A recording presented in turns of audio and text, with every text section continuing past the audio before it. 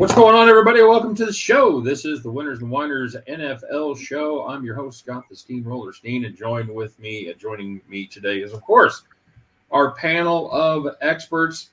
Still don't have a name for the show yet. We forget about it all week, and then we do the show. I'm like, man, we should come up with a name for that. So, again, anybody always drop us a comment, and while you're dropping us a comment, let us know what you think of the show and what the name should be. All right. I am joined, of course, as I mentioned, by a fine trio of young fellas here today.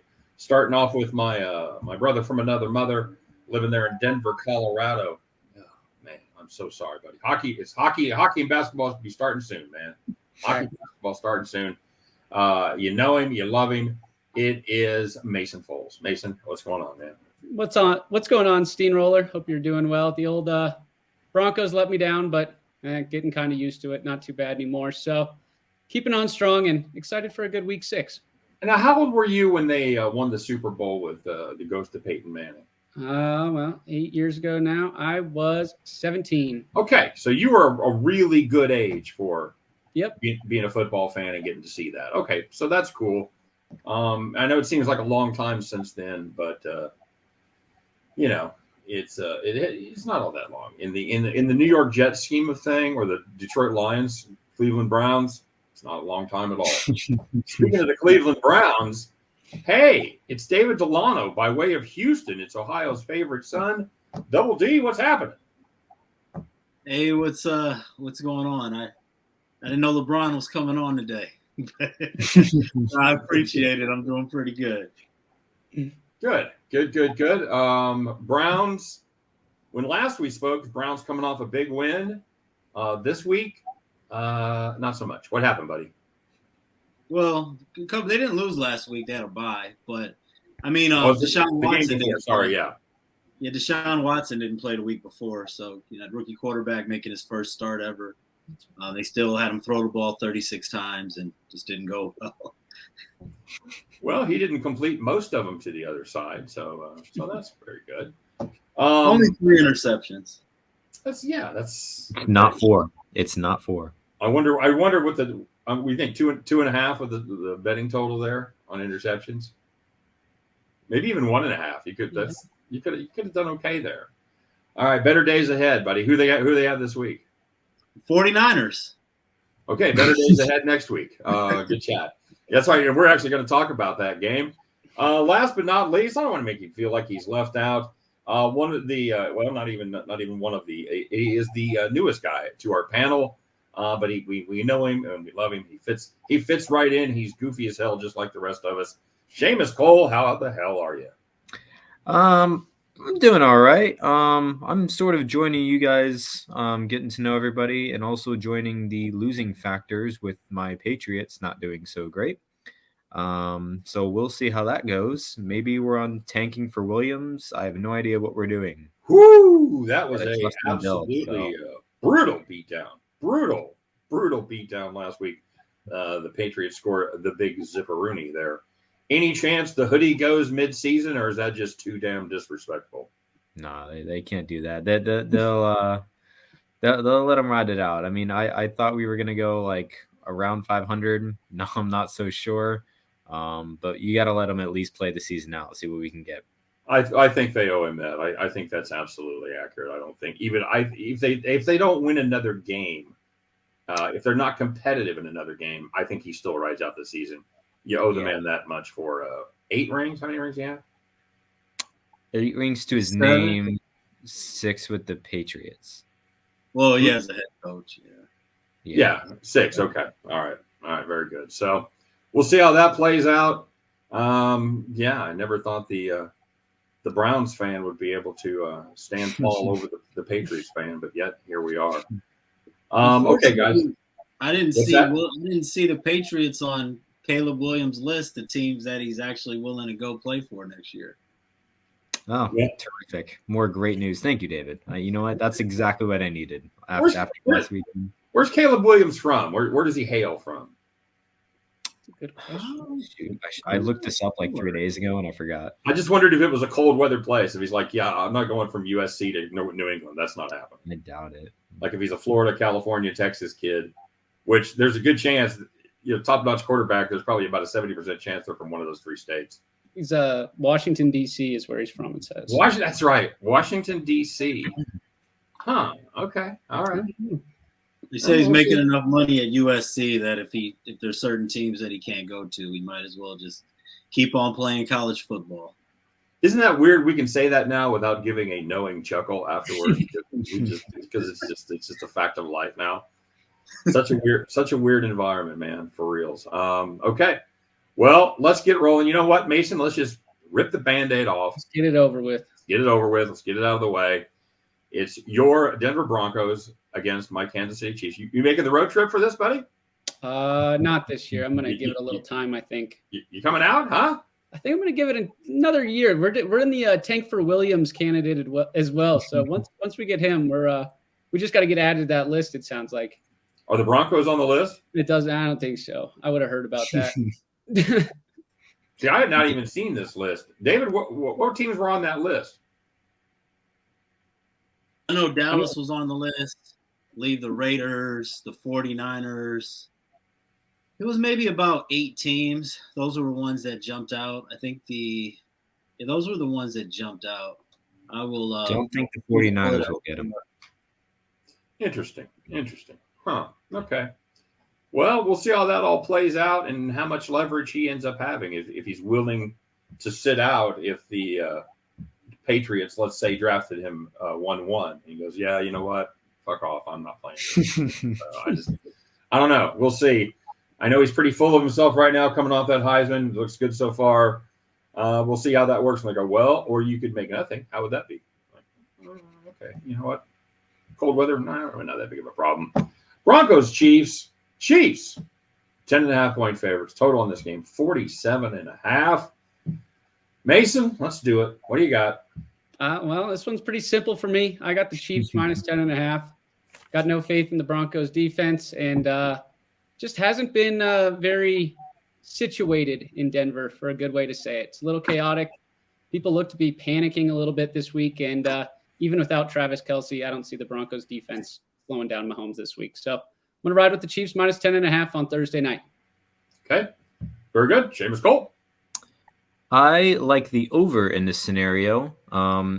Believe it or not, as bad as the Broncos have looked, they are a top 10 scoring offense in the National Football League right now. And the Chiefs, obviously, even without Kelce, Mahomes can do Mahomes things. I think that the Broncos can put up at least 17. They've put up at least 20 points in the last 3 or 4 games, I believe. So they have enough offensive capabilities to reach the over. I still think Kansas City is going to win. I'm not sure how much. I think I have more faith in the Broncos covering the spread, but not enough faith to take them.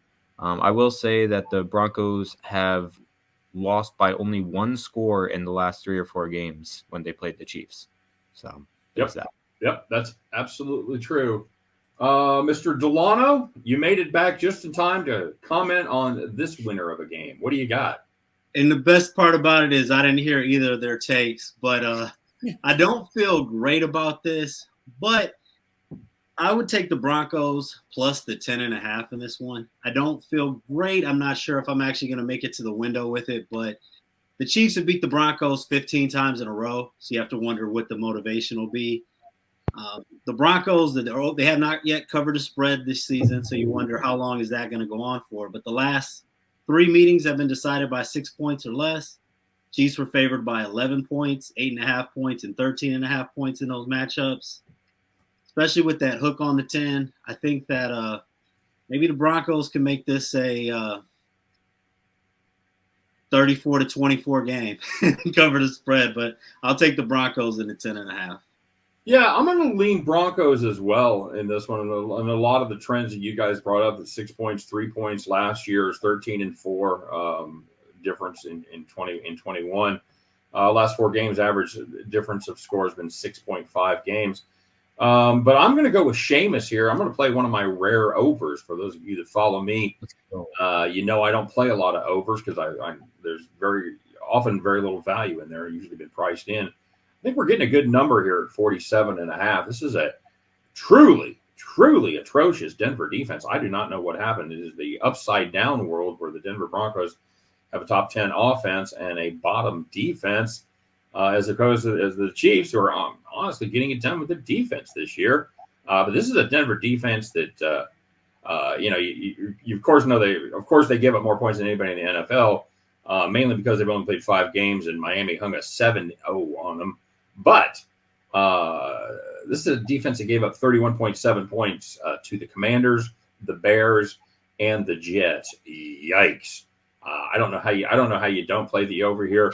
The Chiefs have been looking for a game to kind of get that offense unfurled a little bit.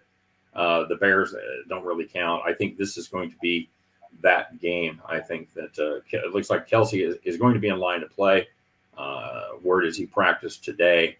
We'll see if he was limited or full participant, but it's a Thursday night primetime game in Kansas City. I'm going to guess who is going to be in the luxury box. I'm sure Kelsey will have time to shake it off by then. Give me the Chiefs Broncos over 47.5. Okay, this is what I have to get used to when I do the weeks, Mason, because I stop and then nobody else says shit. And I'm like, oh yeah, it's still me. Very good. Hey, let's stay in London and see who the Jaguars are playing. Oh, they're not. The Jaguars aren't playing in London this week. That's going to be weird. It's going to be the Ravens as the official visiting team as they take on the Titans. 3.5 is your spread in favor of the Ravens, and the total 41 and the hook. Mason, getting up early to watch this one, buddy, with a 7:00 game there in Denver. I could be up for this one, maybe second half, most likely, not the beginning. But with this game, a little interesting. Not really a huge fan of either team to start the year, so I'm actually going to take the under 41.5. I think the Titans are going to continue to try to run the ball. I don't trust Tannehill throwing the ball. He's continued to struggle. Didn't look very good against the Colts this last week. And I think the Ravens, they're going to continue to try to run the ball, move it as efficient as they can, but they just haven't really capitalized on their big situations. I think that trend continues as the Titans have a pretty good run defense. I think this total is going to stay under 41.5. Very good. Mr. Cole. I like the Ravens to have a bounce back game after their effort against the Steelers. They dropped way too many passes for everyone's liking. I don't think that will be the case in this upcoming game. I think Lamar is going to run the ball a little bit more and more effectively as well, even though, to Mason's point, Tennessee does have a decent run defense. Lamar is a different factor. I also think that the Ravens defense is underrated at the moment. They have a top 3 passing defense, and they've given up, I think, an average of like 175-ish yards per game passing. And with Tannehill as the Titans quarterback, they're going to become one-dimensional real quick. So I like the Ravens to cover the spread in this one. Okay, very nice. Mr. Delano? I do like the fact that the Ravens are already in London right now and that the Titans are supposed to be getting there on Thursday. But I agree with Mason on this one. I don't feel great about betting the side on this one, but I do like the under 41.5. We've had 39 points or less combined in 4 out of the 5 games for the Titans and 41 points or less in 4 out of the 5 games for the Ravens. Also, Ravens are second in the NFL when it comes to the percentage of their plays being rush attempts, and the Titans are 11th. So we have 2 teams here that like to run the ball, and both of these teams are 6th in the NFL in fewest yards per carry allowed defensively. But the Titans have not done very well throwing the ball, 27th in passer rating. Lamar Jackson, sometimes you force him to be a passer. He can have some issues at times. I like the under 41.5 in this one. Okay, yeah, that's exactly where I am on this one as well. This is a Tennessee team that has to run the ball to be effective. We talked about Derrick Henry a couple of weeks ago, and the week after we talked about him and said he was kind of washed. He went out and had a nice week. Last week he kind of returned to the old new Derrick Henry ways as he went just 13 carries for 43 yards. So, but you were talking, this is a team, if they can't run the ball effectively, they're not going to win. I like, if you're a fantasy owner, and I actually picked him up this week, I don't know if I'm going to play him or not, but I think Tajay Spears is going to start seeing more and more action. He's done well this season, averaged 5.8 yards per carry. Derrick Henry averaging only 3.8 yards per carry, obviously bigger body of work for Henry. but I think they're going to start incorporating him into the offense. Everything about this game says run, boring. Do not get up at 7 o'clock to watch this game. I'll play the under 41.5 and just let that one go. All right, back in this country, down there in hot Atlanta, as the Commanders come to town to take on the Falcons. Falcons, home favorite, 2.5, 41.5 once again is the number for this one. Mason, pretty exciting game here. Yeah, not bad, not bad. A little bit better than the Ravens versus Titans, in my opinion, but it's still going to be tough to pick a side. If I was going to, I'd lean the Falcons minus 2.5. Actually, you know what? That's what I'm going to make up my play for this one. I'm going to take the Falcons minus 2.5. Is the Commanders, yes, they started extremely hot on the year, but man, have they cooled off. And I feel like the Falcons are kind of trending in the other direction. Big win over Houston this last week in their late game fashion. I think that's going to build up some confidence. I think Robinson's going to continue to roll. And I think the Falcons are going to surprise some people at home in this game. So I'm going to lay the points. Okay, very nice. Short, succinct, to the point. Seamus Cole, what do you got? I'm going to agree with Mason here. I like the Falcons at minus 2.5. They can win by a field goal and we cover the spread. Yippee-yay. I like the fact that the Washington Commanders, they have a top racist. Oof, can't go there. So we have the Washington Commanders have a top 10, or actually they're in the bottom 10 in terms of rushing defense. And Atlanta with Bijan Robinson leading the running back core, I think they can control the clock, control the game. They'll be able to run effectively and eventually cover the spread. Hey, don't feel bad. I had to put $1 in the jar every time the last 2 years I said the Redskins or the San Diego Chargers. And this summer I took the family to Europe. So, yeah, you're not the only one, my friend. And I was close. I think I saved myself, though. Yeah, you did. It was a solid save. Especially if you grew up with, Sonny Jurgensen and Billy Kilmer. And, yeah, you got a lot of history of to overcome. So, very good. Mr. Delano, what do you have on the Commander? And it doesn't help that the Commanders is a stupid name. Commanders Falcons. If you had the Cleveland Guardians / Indians to that, you might be taking your family on an African safari. Oh, good point. Absolutely. Oh, man. Yes, I was terrible because they were in the Royals division. Yes. But for me, I like the Falcons. I agree with Mason and Seamus on this, but I do think that for me, this wasn't as hard of a decision. I like the Falcons. I love the Falcons when they're in spots like this at home. 3-0 at home, 0-2 on the road. This time last year, they actually took it to the 49ers last year at home. And that's just to bring up how well they performed, usually early in the season in home games. Atlanta loves to run the football. The Commanders 27th in the NFL in yards per carry allowed. I like the Atlanta Falcons in here to cover the 2.5. Yeah, they started the season 8-0, 9-0 ATS. It was a hell of a run they had there, and I know and they were like 6-2 or whatever straight up. But when they didn't win, they were close. I'm gonna lone wolf it here, boys. I'm going with the Commanders here. I got to tell you, of all the games, I hate this one the most. I don't like either side. I don't like the total. I think both the numbers are pretty damn sharp.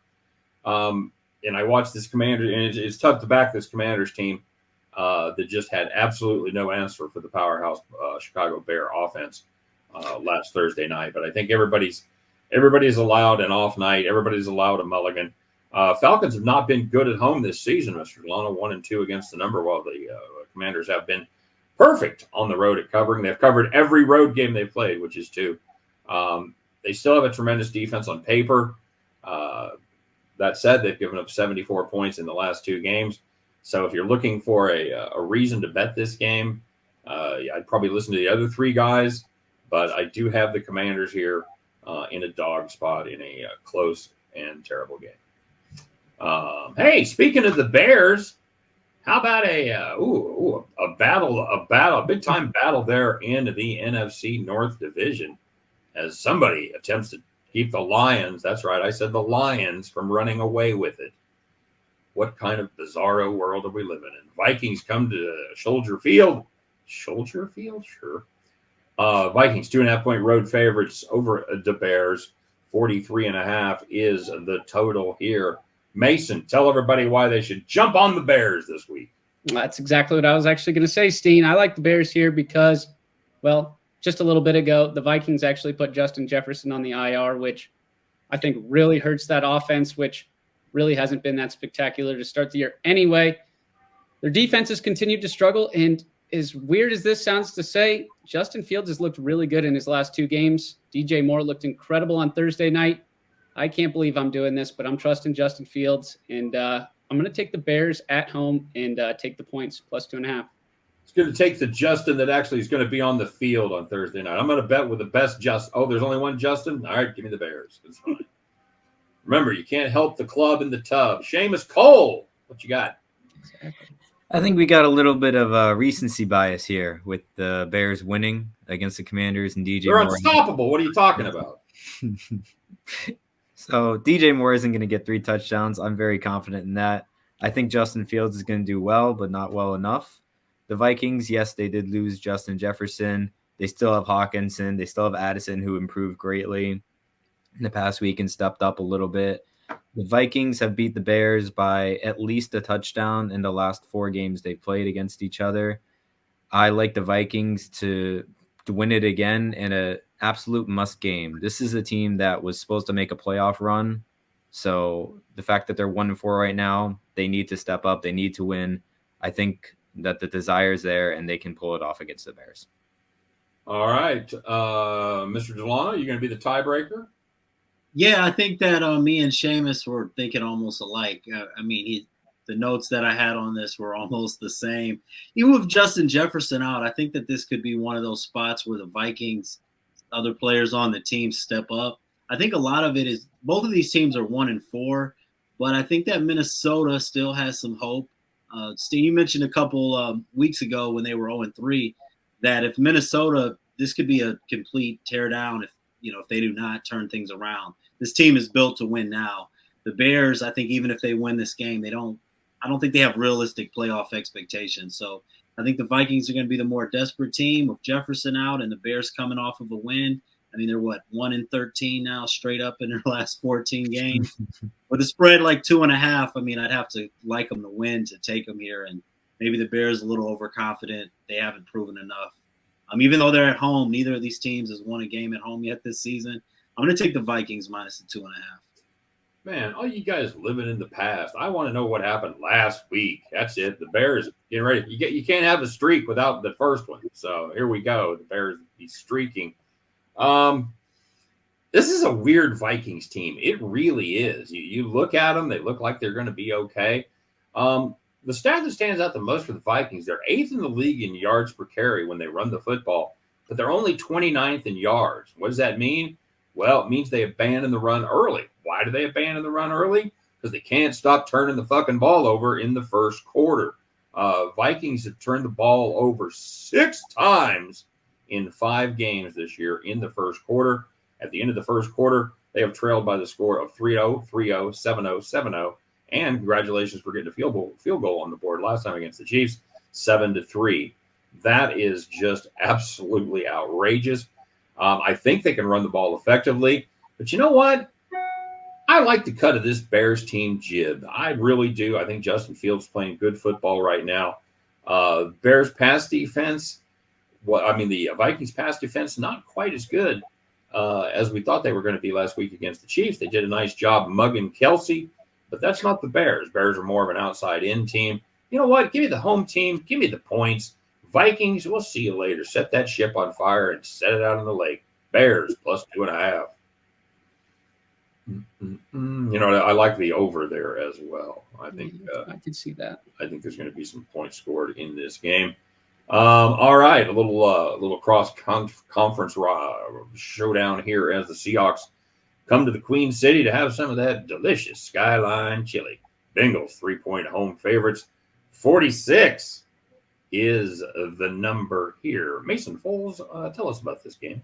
I'm going to ride with the Cincinnati Bengals -3 here. I think thinking about the Bengals, they've struggled the last few seasons with Joe Burrow. In the first 2 weeks, they've gone 0-2 multiple years in a row. and then they kind of flip that switch and start rolling, like we saw last week where Jamar Chase went absolutely off. Like he said, he's always open. I think him and Joe Burrow are going to continue to heat up. And this Seahawks team, yes, Geno Smith and DK Metcalf and Tyler Lockett can put up points. Their defense still worries me at times. And on the road, I think Cincinnati's going to continue to roll, and I think they're going to just be able to cover this 3-point spread. All right, solid. Seamus, what you feeling about this one? I can't argue with Mason there on the Bengals. I mean, it's definitely a toss-up in that regard, but I lean more towards the over in this case. I think the Bengals have figured it out with Joe Burrow. They're going to look strong, and they want to look strong heading into the upcoming bye. So obviously they're going to go full force against the Seahawks. And the Seahawks have given up the 3rd most passing yards in the NFL so far, and I think Joe Burrow will take advantage of that. Jamar Chase is always going to be open, apparently, so they're just going to throw him the ball. And Seattle's offense is still dynamic. They've scored 37, 37, and 24 points in the last 3 games. So I like the over in this scenario. I think both teams can score, 20, 25 points to cover the over. Give me that. Okay, all right. Mr. Delano, your thoughts? Well, the Bengals are still second to last in the NFL in yards per play this year. I'm not sure they figured it out. I know that you go off the pass, but I'm not sure that beating the Cardinals means that they figured it out. And that was actually a pretty competitive game for a while there. The Seattle Seahawks, I mean, a sneaky 3-1. They've looked good the last 3 games after that opening loss to the Rams. Seattle's coming off of a bye here, and the Bengals are 5-1 against the spread in their last 7 games when they've been a favorite. With the hook there, with the 3 points now, it was 2.5 now with it being a full 3. I like the Seahawks at +3. Yeah, I'm gonna agree with you on this one, my friend. I've got the Seahawks +3 as well. You know, usually you have to look at a travel spot, and nobody's going to travel more than the Seahawks this season, 55,000 plus miles. However, they did have a bye week between their 2 East Coast trips.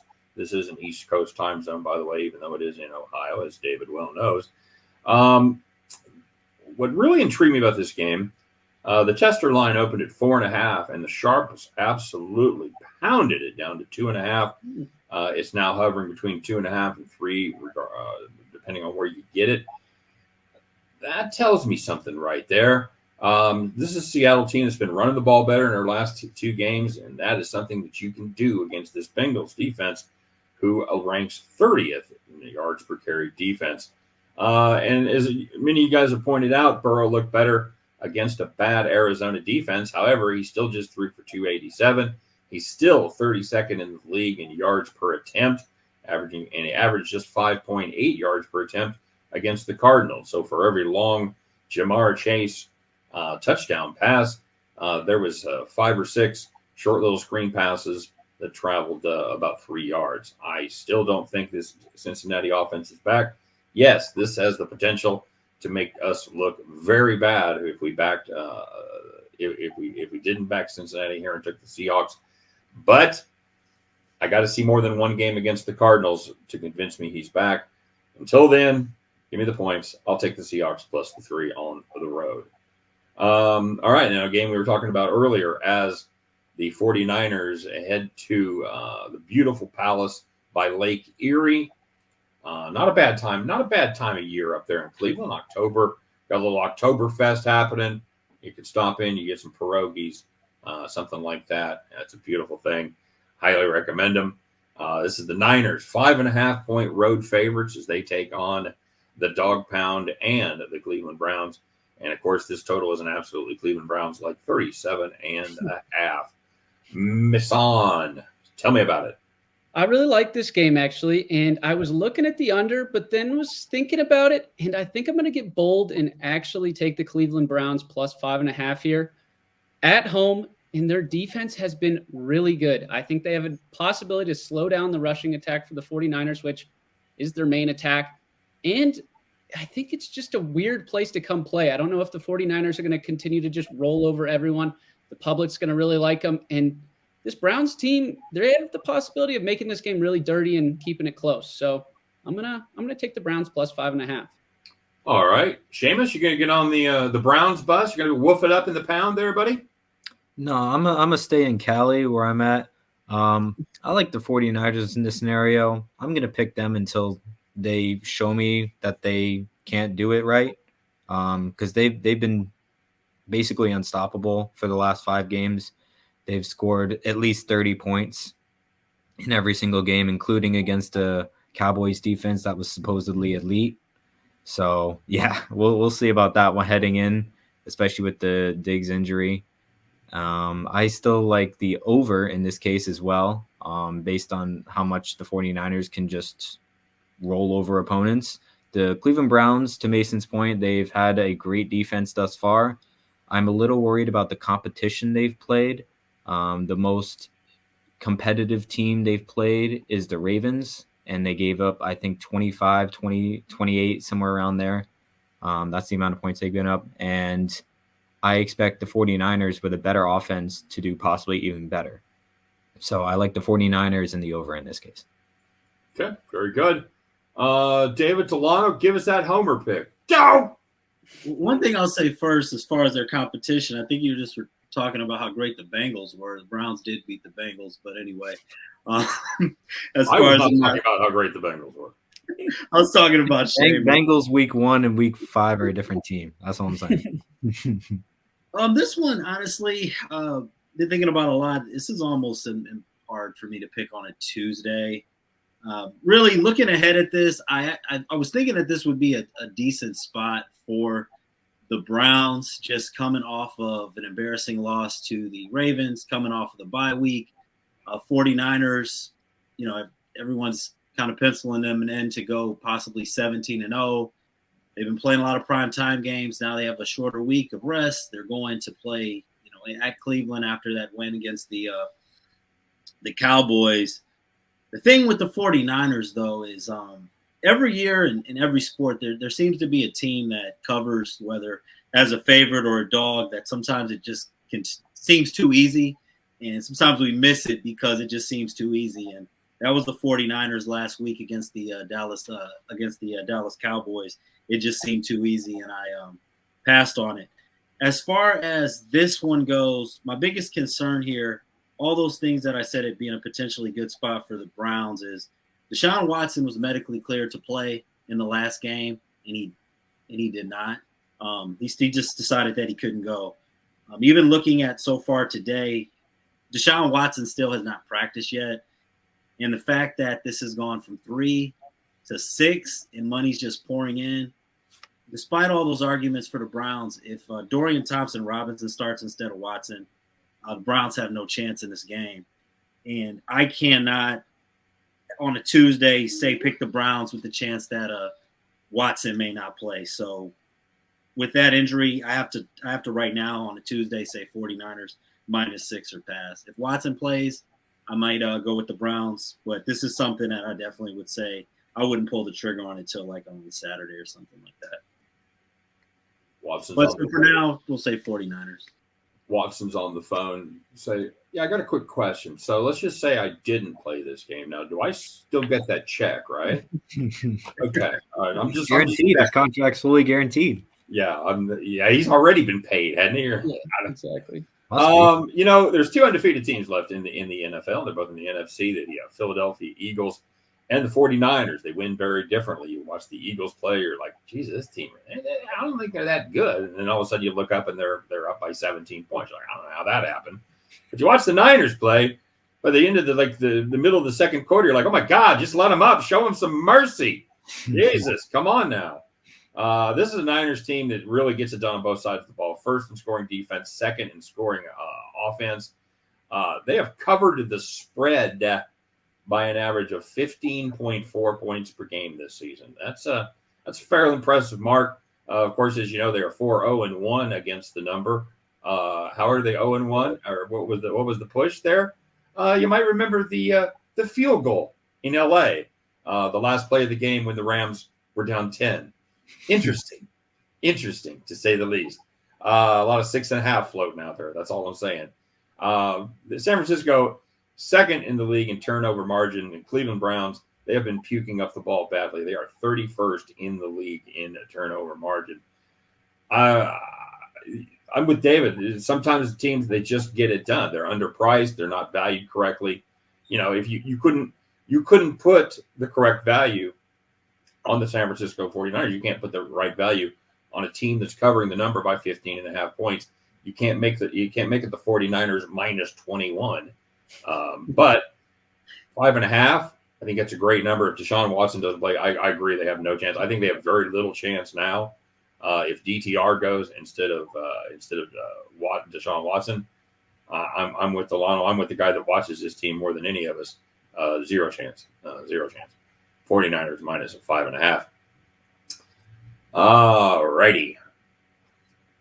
Well, two teams maybe a little better than we thought they might be, but we're still not sure. The Saints head down there to David Delano's hometown, or his adopted hometown of Houston, Texas. Take on the Texas Saints. Are a 1-point favorite because somebody has to be. 42.5 is the number. Delano, will you be making this game? You heading down to the Allegiant or Reliant, right? Yeah, Reliant. It sounds tempting, but I probably won't, just so I can watch more games at a time than this one. But what can you get a Texans ticket for? Like $14-15? Probably a little bit more than that. This one I'm gonna guess maybe 40 or 50. Okay. But the Saints are not that far away. There's a lot of Saints fans here as well. Good point. Yeah, actually might have a pretty good. I always forget about the Highway 20 and Highway 10 down there. That's absolutely right. Mason, what do you got here? I'm going to go with the Saints -1 here. I think that their defense is going to come into this one on the road, make it a little bit tougher for C.J. Stroud. I know everyone in the media has been going crazy about how good he's been playing, but I think at some point he's going to show a little bit of regression, and this Saints defense is solid. I also like the Saints offense. They looked great this last week. Derek Carr was slinging the rock, and Alvin Kamara's back. They're getting him involved, and I think that's been a huge boost. I think they're going to play pretty solid again in this game, keep the Texans from scoring a bunch of points, and end up covering that 1-point spread. My son and I talked about this on our little thing that we do. Did you see Kamara's receptions the week before last? I saw he was on my fantasy team. I saw he had 9 of them, which was pretty cool. Yeah, I think he had 13 receptions for 33 yards. One of the most incredible stat lines I've ever seen. Hopefully, you had a PPR league. Oh yeah, PPR is big time. Seamus, you're gonna back the Saints in this one? I am. I don't know if this is the first time I'm agreeing with Mason, but it feels like it. I am agreeing with Mason though in this scenario, and I'm glad I do.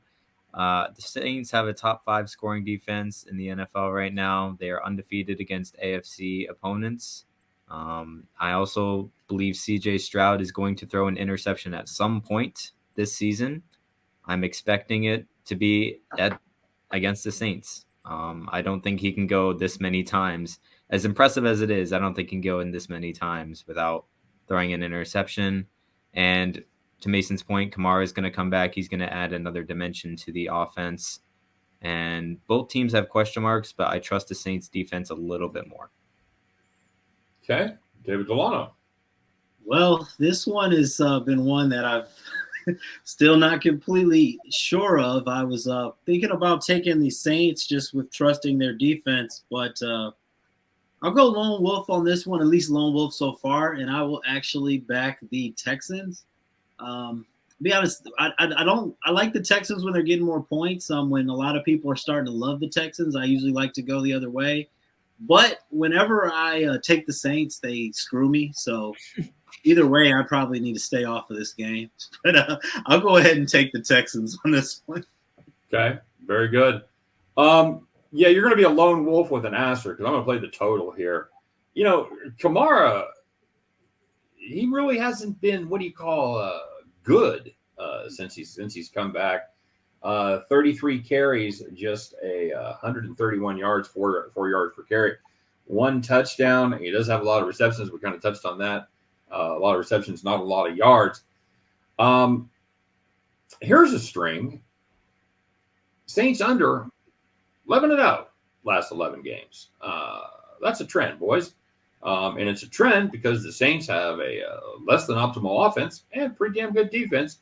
22nd scoring offense, 4th in scoring defense.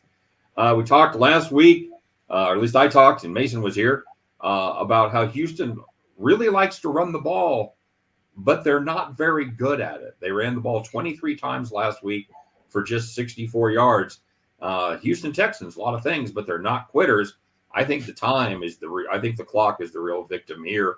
I think there's going to be a lot of time clicking off between the plays, and I think those plays are mostly going to be running plays as they try to get Alvin Kamara going on the Saints side and stubbornly continue to run the football on the Houston side. Give me the under 42.5 right here. Righty then.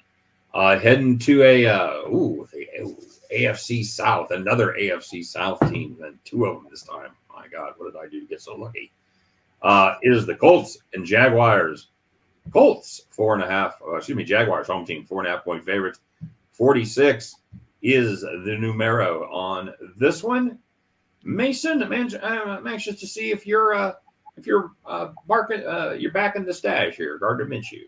I do have the Colts plus 4.5 circled here. I wasn't sure if I was going to bail on it last second, but I'm gonna buy into Minshew mania. I like it. I like their defense a lot. I think they're going to come into this game and make it really tough on the Jags. I know that these division games usually stay really close between these teams. I don't love this game. Most likely, I'm going to stay away, but I'm gonna ride with Minshew mania and the mustache, and I'm gonna take the Colts plus 4.5. Okay, very good. Seamus Cole. I agree with Mason in the fact that these divisional games can get close, but that's unfortunately all I agree with him. I like the Jaguars in this case. Their defense is done admirably. They've held the Chiefs to 17 points. They held the Bills to 20 points, and those are 2 of the elite offenses. I don't think the Colts with Gardner Minshew have the same level of competence on offense. I believe also the Jaguars are going to throw the ball more effectively. The Colts have a not so great passing defense. And I also want to just throw this out there because this stat, when I looked it up, has been wild to me. The last time that the Colts won in Jacksonville was in 2014.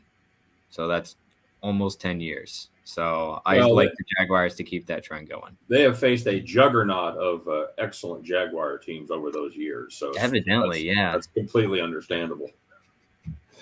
Was it one of Urban Meyer's 2 wins? Must have been. It must have been. Or I think it was like week 17 with the Carson Wentz fiasco at one year. I don't know if that was the same year. Oh, yeah. Yeah, I think you're absolutely right. Double D, tell us about this one. Well, just looking at the Colts' past struggles against the Jags, my first best bet of the year, week 1, was on the Jags over the Colts, and they covered. But that one, I did sweat it out more than the final score showed. The Colts actually were winning that game going into the 4th quarter, and even though the Jags won that game 31-21, the Colts had to play like on the 2 or 3 yard line in the final seconds that really would have covered if they would have got a touchdown. So even though they lost by 10, it was a lot closer than the final score indicated. And that was Anthony Richardson's first game. A spot where I thought that the Jags had even more of an advantage. Now, after playing back-to-back games in London, I think that Gardner Minshew is definitely competent. Zach Moss has been running the ball well. We've also got Jonathan Taylor back. I think that we're going to see him a little bit more involved. Colts have been playing tough. I'm not so sure that they break that streak of actually winning. But second time these teams have played, first time was already competitive. I think the 4.5, I'll take the Colts. I think that this could be probably a 3-point game or so. So I'm going to back the Colts plus the 4.5. Oh, I think I'm the lone wolf here, boys. I'm going to back the Jags in this one. This is a Colts team that you look at them, they've got some pretty impressive rushing numbers, but you have to remember Anthony Richardson had 25 of those carries. So this is a team that is definitely going to miss that aspect of his game. Jonathan Taylor, I believe, is still going to be on a pitch count. He got 6 carries last week. I'd be surprised if he had double-digit totes. I still don't think they're ready to put him right back in the mix and make him a featured back in that offense.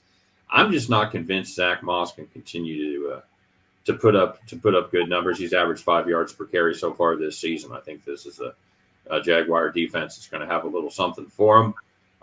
Give me the. I like Minshew. I know this is a big homecoming for him as he comes back to the place that Minshew Mania began. But I think this is the Jaguars team that is just a little too good right now. I think they showed us quite a bit last week in London as they took care of business against the Bills. I think that momentum carries over and lets them take care of business in this division game. In fact, most of them are close. I understand, but I like the Jags -4.5. They do it at home. That's what they do. And no matter who, Urban Meyer, who cares? Jaguars get it done at home -4.5. Seamus, you're on the Jags too, right? I was on the Jags. I don't know if I made myself fair enough. All right. 2-2 then. My bad. Sorry about that. I howled for nothing. Well, Florida's a wacky place, and Indy just hasn't seemed to solve it yet. So, yes, I do like the Jaguars -4.5. Hey, speaking of Florida, how about those Dolphins as they host the Panthers? Dolphins, 2-touchdown favorites.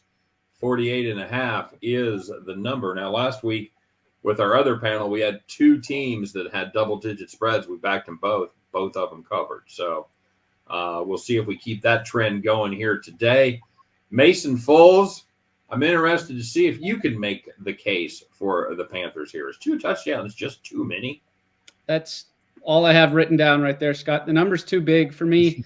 I'm going to take the Panthers +14. Everyone loves Miami right now, which is understandable. They've got Tua, who's in the MVP conversation, and the Dolphins' offense has been high-flying.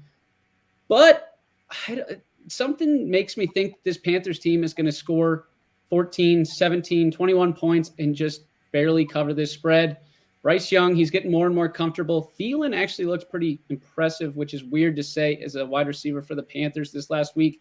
If they can give Young a little bit of protection, I think that the Panthers have scored just enough points to cover this spread, as I think the Dolphins will ultimately win this game outright. Wow, bold call, Mason. Thanks. But you've got the Panthers with the points. Yep. All right. You're trying to fit it in that narrow window there, that 14-point window, huh? All right. Very good. Threading the needle, as it were. Seamus, are you on the are you Team Panther here? I'm going to make a bold take here. I like the Dolphins to win the money line. No.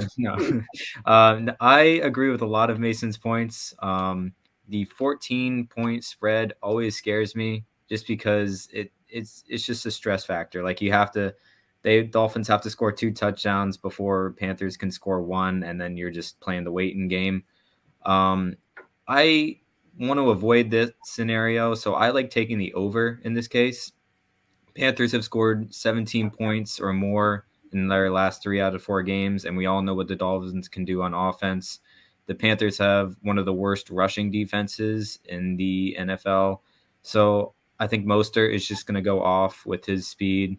Tyreek is going to do Tyreek things per normal, and I feel like the Dolphins can score 30-plus points. They'll get the ball back quickly with the Panthers' offensive line lacking in talent right now and cohesiveness. So it's only going to be a matter of how many points will the Dolphins score before the clock runs out. And I'm banking on them scoring a lot. So I'll take the over. All right, very good. Mr. Delano. Yeah, last week there were 2 big spreads that Miami against the Giants and the Lions against the Panthers, where I just didn't see how the dog was going to do it. But I stayed away from it because it felt like too many points. And in theory, it wasn't enough points. But Miami beat the Giants by 15. And I actually think, for what it's worth, that Carolina a little bit of a better team than the Giants. I think overall, when I look at a lot of the different ways that this game could play out, I do think that this is going to go over 48.5. Just the Dolphins, just such a fast-paced team, great in so many different offensive categories. And Carolina, obviously, they're going to want to slow this game down, but I don't think they're going to be able to do that for too long once they fall behind. So this is likely going to go over the total. If you want to bet this, I think that I find it hard that any casual or even more professional sports bettors that people are really going to want Carolina in this. I think that if you wait, I wouldn't be surprised if this goes to maybe 15 or 16. And at that point, I would say Carolina. I don't know if I'll personally bet it, but when you look at a game like this, I mean, this could be 34-14, and you're still sweating, and a late touchdown could be enough at that point to cover for Carolina. So, I did last week. Exactly. So I'll probably have to say Carolina if this gets over 14, but I would say the best way, if I bet this, I would bet the over. I'm not sure there's a harder number to push off of than 14. I don't think I agree with you. I don't think you're going to see more than 14. I would be stunned to see this number get shoved off of 14. I think it's more likely it goes to 13.5 than it goes to 14.5. That could be me. Look, guys, Panthers are just awful. Just absolutely dreadful. They're 0-5 straight up. They're 0-4-1 against the number. Here's a fun fact that I haven't heard anyone else talk about. I'm going to break this piece of news for you. Miami leads the league in rushing yards per carry. Did anybody know that? You guys know that? It sounds about right. And of course, 6.9 yards per carry, and that's about almost a yard and a half better than second place Arizona. However, I will grant you the fact that is skewed by A-Chain averaging. Anybody want to guess? What, yards per carry? Yeah. 8.1. Okay. Seamus? I'll go 7.5. Mason? 9-1. How about 12-1? Jeez. 12-1. But here's the deal. Mostert has more carries. He's got 58 carries versus 38 carries for A-Chain. Mostert's still averaging 5.4 yards per carry. Third stringer Chris Brooks, who's going to get bumped in the rotation, 9 carries this season. He's averaging 7.3 yards per carry. Somebody talked about it earlier. Panthers' rush defense is beyond shit. They are not good. This is a Miami team that is literally going to be able to do whatever they want on offense. If they want to run the ball 8 times in a row, they can absolutely do that. If they want to run the ball 4 times and establish the run and then have Tyreek get behind everybody, they can do that. This is going to be a bloodbath. 14, it's a lot. Yes, you should always double clutch when you're laying 14 points. I just think this is the biggest mismatch by far of the day, perhaps the season. Miami takes care of bad defenses, and you saw they don't take their foot off the gas. You saw that as evidenced by the Dolphins as they played their starters well into the third quarter. I'm not sure any starters came out before the fourth quarter. So, yeah, I like the Dolphins here big time. And that's a public play, and I'm okay with that. I think the Dolphins and Broncos was the biggest mismatch, but yeah, I mean you're probably not going to have a 50-point spread or a 50-point differential the rest of the season. I think that's a fair wager right there. That one was only like 6.5 though going in. Right, absolutely. I just think the score may not end up in that category, but if you wanted to talk about 49-14, 49-20, I think that's a distinct possibility. I love the over here as well. I think you guys are absolutely onto something. I will say, however, the only thing that scared me total in the Dolphins game last week, 48.5. You know where the game landed? 38-17. How about that? So I'm just for superstitious reasons, I'm going to go with the Dolphins here, but I think the Dolphins and the over is a fantastic single game parlay. All right, there you go. 9 games, guys, not too bad. And of course, if you want more from any of us, we all sell premium plays over there at the Whiners and Whiners website on various streaks. I'm on a great NFL streak right now. I believe I'm 10-2, if I'm not mistaken, 10-2 over my last dozen. So that ain't bad. You want my picks, go over there and check out them at winnersandwhiners.com. Go to the experts section. You get to pull down there and you see all the offers from everybody. Mason, where can we find you? And tell us about what you're doing right now. How hot are you, buddy? Things have been going all right. Currently 18-4 in the last 22 best bets, 44, 15-1 in the last 60. So trying to keep those rolling. The social media has been going a lot better. You can find us on our Twitter page. We're on the Whiners and Whiners X. You can find me there. I'm also in the Discord for Whiners and Whiners, and I'm also running the TikTok page. So head over there, give us all a follow, and you can hop on all of our free daily content. Yeah, absolutely true. Seamus, what do you got going on? Oh boy, I've got a lot going on. I've got a lot of picks being made, and Winners and Whiners, and also Stat Salt, where I write basically daily articles. I can't remember exactly what trends I'm on right now, but I know I went on a tear in June in baseball, went on a tear in hockey in, I think, December. So I'm here year round. I'm here nearly every day. If you want to pick, just feel free to log on, as you said before, to Winners and Whiners. Go to the experts page and get yourself some extra money. It's easy. There you go. Absolutely. Of course, get over there to Winners and Whiners. Make sure you get signed up for the daily newsletter. We also churn that out. And Mr. Delano, I know you are always right in the mix as far as one of the best NFL handicappers around. What do you got happening right now, my friend? Yeah, had a good week in the NFL last week. Went 5-1 in the NFL. You can check me out here on this YouTube channel. Each day making prediction videos. Also on Twitter at Get Sports Strong, and we're still doing Major League Baseball as well in the postseason. Best time, one of the best times, 16-8 run in Major League Baseball as well. So that's where you can find me on the expert section with Winners and Whiners along with these others. It's a great point, my friend. Don't sleep on baseball. I know everybody gets excited. It's football. It's football. I've been waiting for football. It's football. And you got the NHL starting here. Tonight as we record on Tuesday. Got the NBA coming in a couple weeks. Don't sleep on baseball. There is some tremendous value out there. As there's some postseason trends that cash year in and year out. And I guarantee you, every guy on this show right now is all over them. So check those baseball plays as well. All right. Hey, you guys, thanks very much for watching us. As always, definitely leave us a comment. Don't forget to like, subscribe, all that stuff. Leave us, put us as the beneficiary to your insurance policy. Make us your emergency contact. Everything. It's all about us. So yes, just don't stop with liking and subscribing. Just go the whole 9 yards. All right. Good luck on all your plays this week. Thanks to you guys for watching. Thanks to my glorious panel. As always, I'm Scott the Steamroller Steehn. We appreciate you guys watching. We'll be back next week with the NFL Winners and Whiners YouTube extravaganza. Until then, hey, go win all your bets. All right. We'll see you next week.